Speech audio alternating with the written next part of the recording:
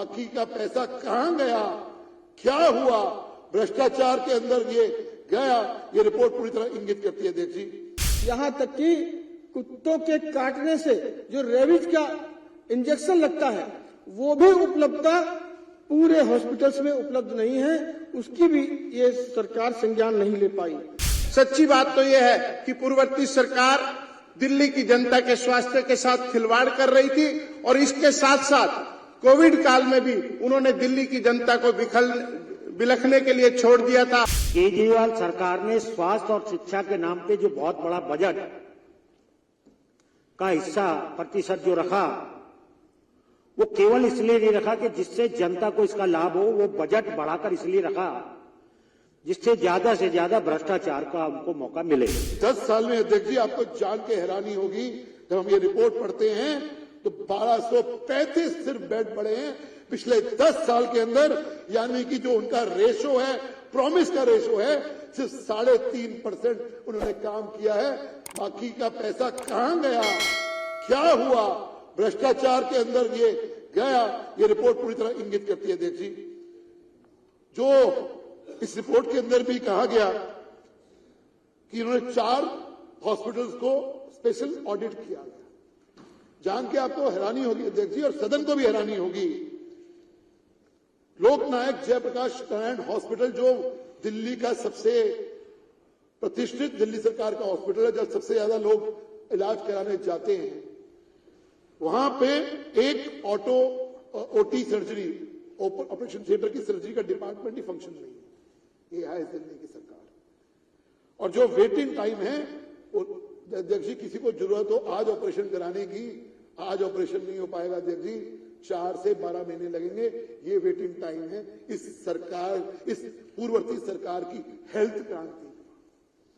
यही चीज यहां नहीं रुकते हम सर अध्यक्ष जी, यहां पे 5 ईसीजी मशीन खराब है, 12 में से 12 ईसीजी मशीन 5 खराब है।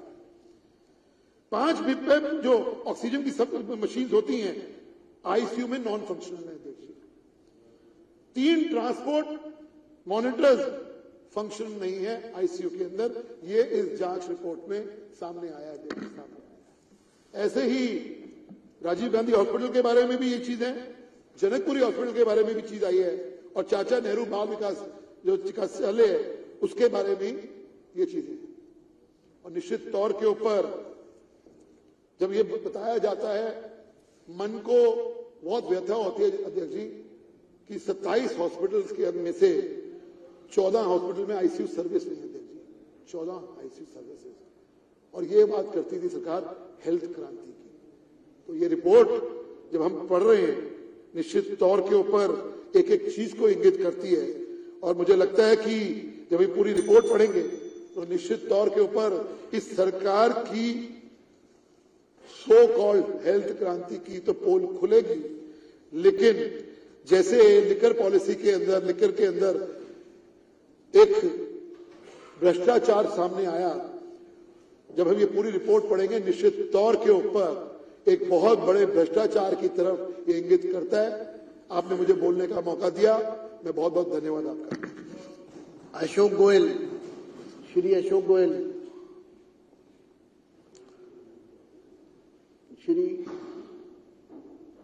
श्री अजय महावर।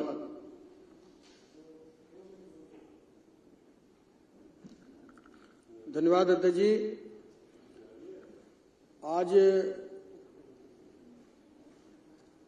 आज सीएजी रिपोर्ट की जो स्वास्थ्य के ऊपर ये रिपोर्ट सदन में रखी गई है,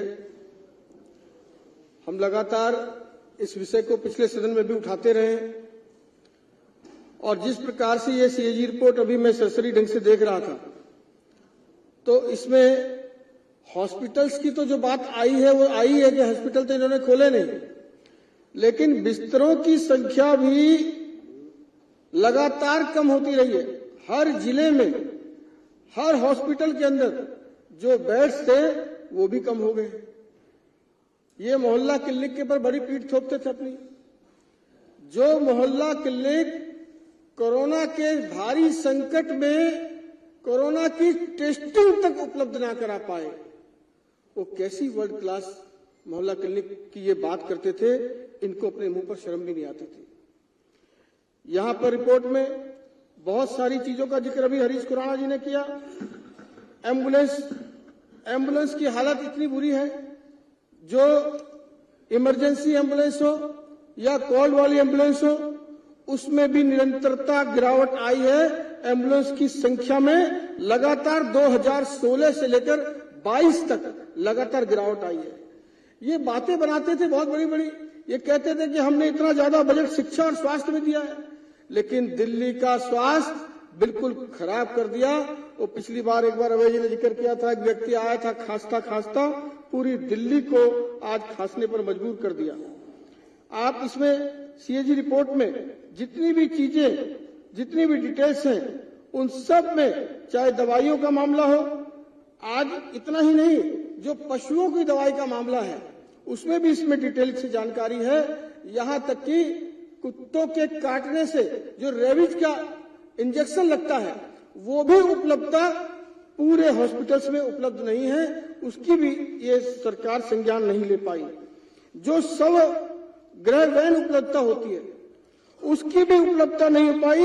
इस सरकार ने पिछले 10 साल में सब गृह वैन को भी मेंटेन करने में ये असफल रही, और जो सीटीएस के जो बेड़े थे, इनके पर्याप्त कॉल्स वाले एम्बुलेंस के साथ उसके अपेक्षित उपकरण और दवाइयां वो भी उसमें उपलब्ध नहीं थी।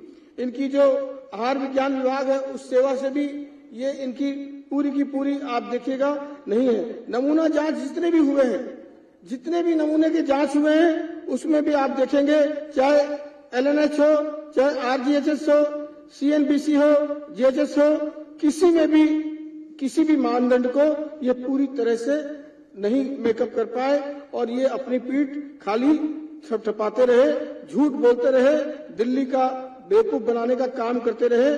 लेकिन अब दिल्ली जाग गई है। मैं बधाई देता हूं आदरणीय मुख्यमंत्री जी को, मैं बधाई देता हूं कि इस पूरे काउंसिल ऑफ मिनिस्टर्स को, जिन्होंने पहली ही इसमें सदन में इसको पेश किया है।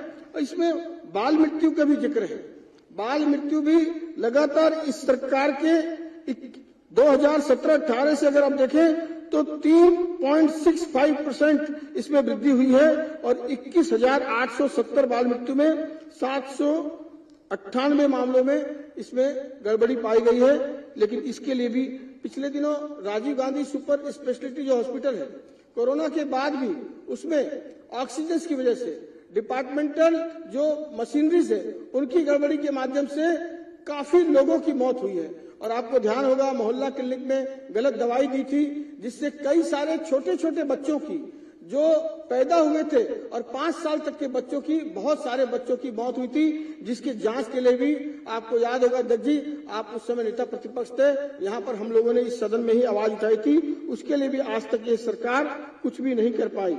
कुल मिलाकर के चाहे किसी भी विषय हो, स्वास्थ्य विभाग में पूरी तरह से अपनी पीठ थपथपाने वाली ये सरकार पूर्ण रूप से विफल रही है। इसकी कोई भी, चाहे नर्सिंग की हो व्यवस्था और चाहे हॉस्पिटल की या मोहल्ला क्लिनिक की, हर विभाग में पूरी तरह से इस फेल सरकार की हम पूरी तरह से निंदा करते हैं। और इसमें जो सीएजी रिपोर्ट में इसमें अनियमितताएं दर्शाई गई है, और उस अनियमितता के पीछे जो भ्रष्टाचार छुपा है, चाहे वो नकली दवाई हो, एक्सपायरी डेट की दवाई हो, चाहे एक बार इन्होंने बात की थी मोटर बाइक एम्बुलेंस की, 15 मोटर बाइक एम्बुलेंस एक बार चित्र में छपा और करोड़ों रुपए के विज्ञापन छाप दिए, लेकिन वो दोबारा कभी दिल्ली की सड़कों पर दिखी नहीं। इस सवाल को हम खड़ा करते हैं, और ये पूरी तरह से जिस क्षेत्र में स्वास्थ्य विभाग के अनियमितता हुई है और भ्रष्टाचार के दायरे में आते हैं, मैं सदन से और आपसे गुजारिश करूंगा कि भ्रष्टाचार की व्यापक जांच हो, और उन जांच से जो भी दोषी हो उस पर कड़ी से कड़ी कार्रवाई की जाए। बहुत बहुत धन्यवाद। श्री राजकुमार भाटिया।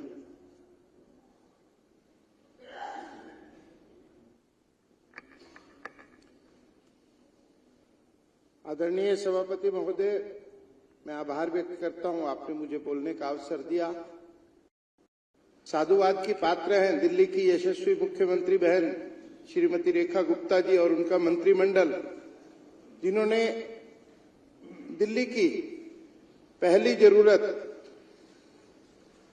हेल्थ को, कैग रिपोर्ट को सदन के पटल पर रखा है। अभी सरसरी तौर पर देखते हुए हेल्थ में जो सबसे बड़ा फैक्टर है वो स्टाफ, मशीनरी और मरीज, 3 बिंदुओं पर टिकता है।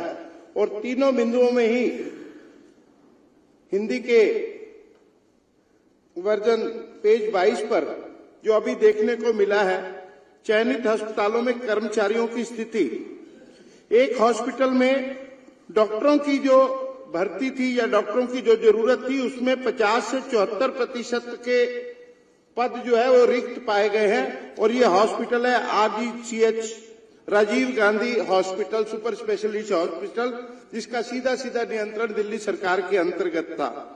और पैरामेडिकल स्टाफ में भी 22 से 56% नियुक्ति पद खाली पड़े हुए थे, जिसका कभी भी भरने के लिए कोई प्रयास नहीं किया गया। और सबसे चिंताजनक स्थिति नर्स, जो 24 घंटे उपलब्ध रहती है मरीजों के लिए, नर्सिंग स्टाफ में 73 से 96% तक की कमी यहां पर रिपोर्ट की गई है, जो आपके सामने इस तालिका में दर्शाई गई है। और इसके साथ साथ फर्स्ट रिस्पॉन्स व्हीकल, जिसका अभी जिक्र भाई अजय महावर जी ने किया है, राष्ट्रीय राजधानी क्षेत्र में विशेष रूप से संकुल इलाके जरूरतमंद व्यक्तियों तक चिकित्सा सहायता प्रदान करने के लिए मोटरसाइकिल का उपयोग फर्स्ट रिस्पॉन्स व्हीकल शुरू करने के लिए 2018 में मंजूरी दी गई थी। और फरवरी 2019 से पूर्वी शादरा और उत्तर पूर्व जिलों को कवर करने के लिए तैनात किया गया था। लेकिन लेखा परीक्षा में पाया गया कि FRV बाद में स्टाफ की कमी के कारण 2020 में वापस ले ली गई थी। करोड़ों रुपया खर्च करने के पश्चात और करोड़ों रुपया विज्ञापन पे खर्च करने के बाद किसी भी मरीज को सहायता देने के लिए यह केवल दिखावा था और कभी भी इसका सदुपयोग नहीं हो पाया है। अस्पतालों में एम्बुलेंस में शवग्रहण और एम्बुलेंस सेवाओं की उपलब्धता पर भी गहन और सघन इस पे टिप्पणियां की गई हैं, जो खतरनाक है।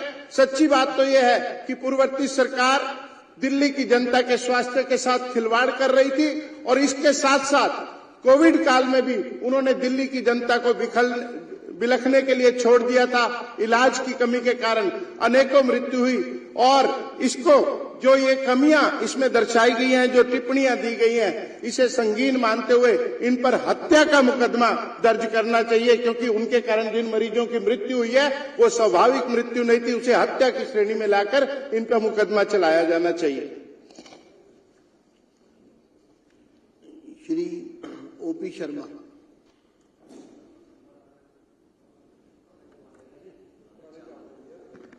धन्यवाद अध्यक्ष जी। ये कई बार लगता है ये कैग रिपोर्ट रामायण की तरह हम पेश कर रहे हैं, जिस तरह हमारे धार्मिक ग्रंथ होते हैं। इस कैग रिपोर्ट को मैंने जो पढ़ा, जो देश और दुनिया का सबसे बड़ा भ्रष्टाचार मोहल्ला क्लिनिक का है, इसका इसमें कहीं उल्लेख नहीं है। ये बड़ी अजीब सी बात है। मैं शर्मा जी आपको बताना चाहता हूं, अभी पार्ट 2 भी है इसका। पार्ट 2 भी है, तो मैं बताया था पहले, चाहिए था ना। हम तो इसे समग्र समझ के इसकी वो कर रहे हैं। तो इसमें कहना यह है, केजरीवाल सरकार ने स्वास्थ्य और शिक्षा के नाम पे जो बहुत बड़ा बजट का हिस्सा प्रतिशत जो रखा, वो केवल इसलिए नहीं रखा कि जिससे जनता को इसका लाभ हो, वो बजट बढ़ाकर इसलिए रखा जिससे ज्यादा से ज्यादा भ्रष्टाचार का हमको मौका मिले।